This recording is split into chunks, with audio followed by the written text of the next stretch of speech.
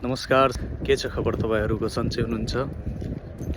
2 हप्ताको हरिक बसाइपछि अहिले चाहिँ अल्खुबरमा आइसकेको छु र अल्खुबरमा पनि मौसम त्यति चिसो त छैन, तर बडा सुहाना मौसम छ।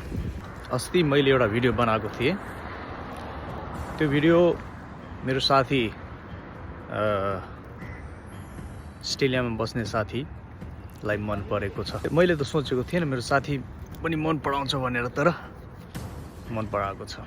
कसरी शान्ति, बेचैनी, के एलिमेन्ट्स चाहियो सुखी हुनको लागि भनेर सोधिरहेको थियो।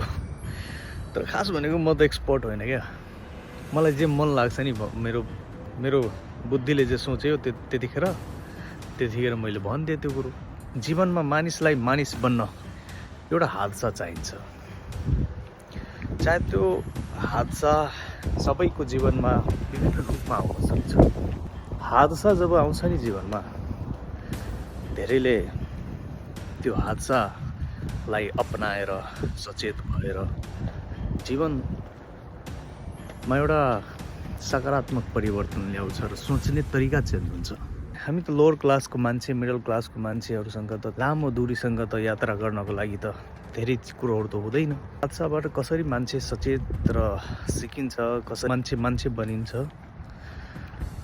एउटा त्यसको इक्जाम्पल म दिन चाहन्छु।